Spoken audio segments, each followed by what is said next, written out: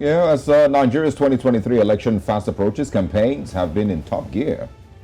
On Thursday, the presidential candidate of the PDP, Nigeria's main opposition party, Atiku Abubakar, arrived in Washington, D.C., the United States capital.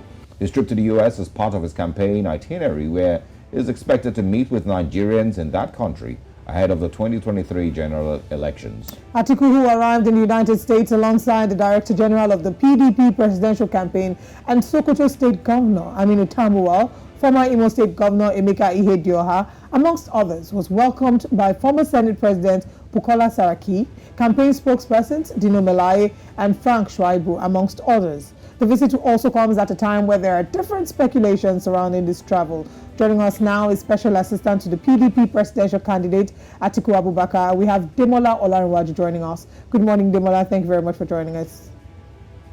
Good morning, guys. It's a pleasure to be with you this morning.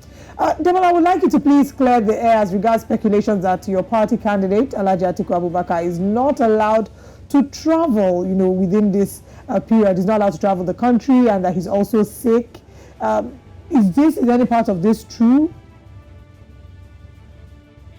I don't understand. He's not allowed to travel. He's in the U.S. at the moment. There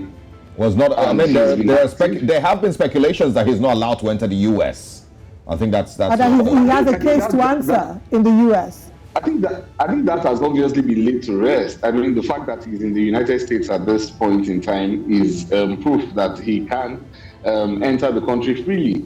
If he has chosen at other times to spend his vacations or to spend short periods in a different part of the world, I think that doesn't have any bearing. I'm aware of the rumors. We had those rumors before 2019, and we're having them again in 2018. In 2019, January 2019, shortly before the 2019 election, he visited the United States of America and had interaction.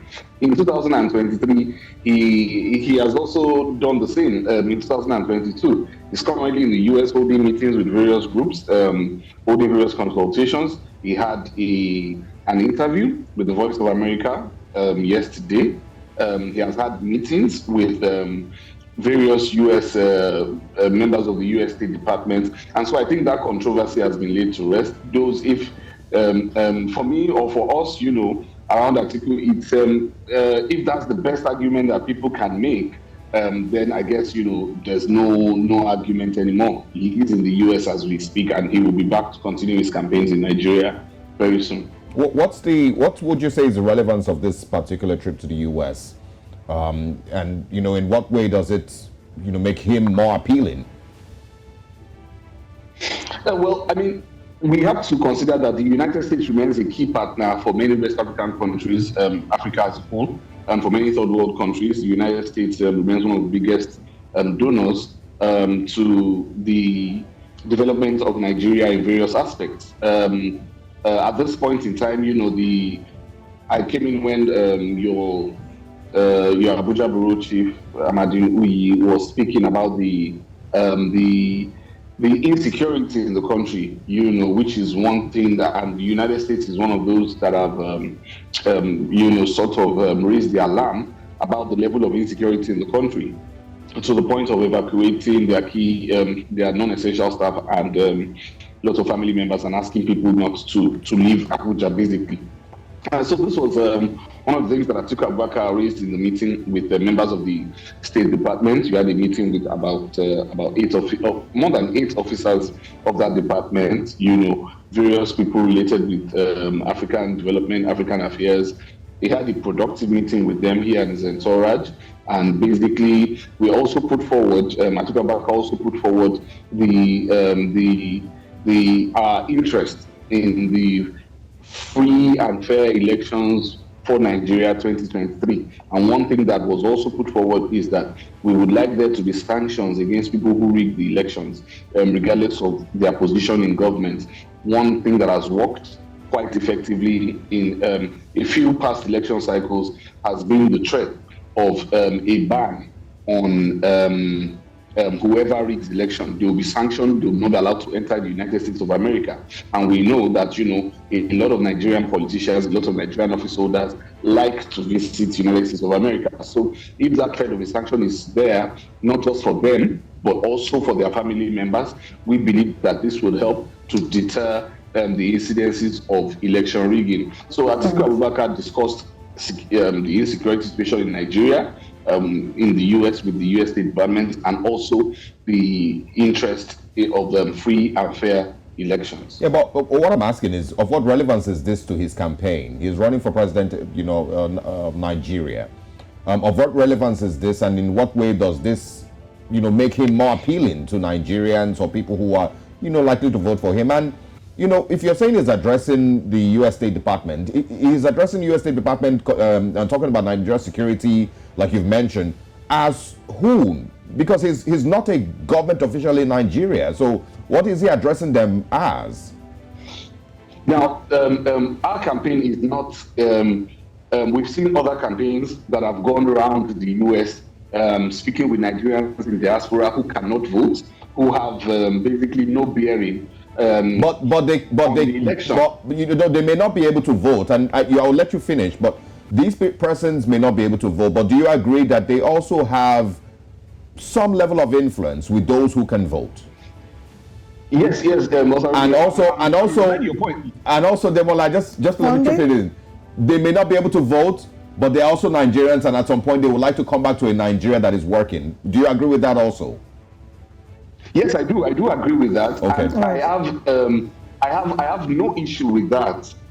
What you asked was, how does it have a bearing on the election? How does Atiku's visit, how does Atiku doing this, how does it have a bearing on that election? And I'm saying, that we are not visiting people. Yes, there will be visits to people, but it's not going to be a preoccupation. It's not going to be going from state to state, meeting with people in the diaspora. The people in the diaspora, we have a campaign director for the diaspora at different levels. We have a lot of support groups in the United States.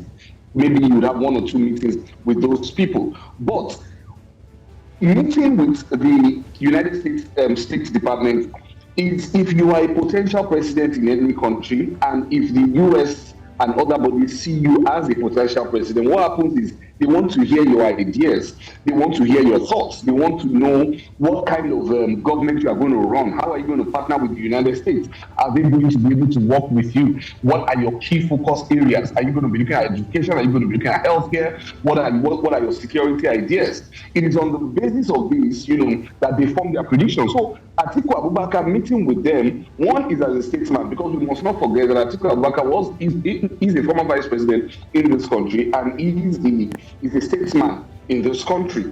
And so in that capacity, and as the frontline candidate of the 2023 election, it was in that capacity that I met with the State Department, on their invitation. I'm sure, Twitter users and those who are familiar with the internet would have seen the invitation letter from the United States State Department that they want to have an interaction with him, they want to meet with him. It's in the same way that, the ambassador of the United States to Nigeria and the ambassadors of various other countries, as well as their high commissioners, have been meeting with different presidential candidates.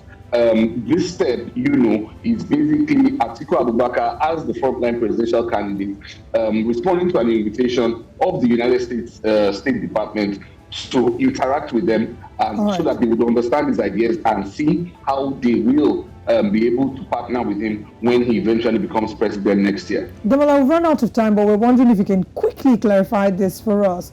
There are rumors about the PDP not being able to use the billboards to campaign in Lagos State. Are these rumors true? Yes. We've had challenges with that. We've had challenges with billboard placement. We expect that to start easing up very soon as the media continues to help us to amplify that. And then also as regards the posting of our A-boards, posting our posters, it's been a very difficult political terrain in Lagos State, really. It's been a very difficult political terrain for the PDP candidate, Dr. Abdulaziz Olanrewaju. But we hope that, as the media continues to help us amplify that, the atmosphere in Lagos, the political atmosphere, will be freer for us to carry out our campaign. Would you say that this is happening because APC is, Lagos is the APC's stronghold, yes or no? Well, Lagos so far has been their stronghold, but one of the people who used to, Dando Abdulaziz Olanrewaju, was a member of the APC, and he is now in the PDP, and so they are more threatened than they've ever been before. Right, all right. Demola, thank you very much for your time this morning. We look forward to having you again. Thank you very much. I look forward to it also.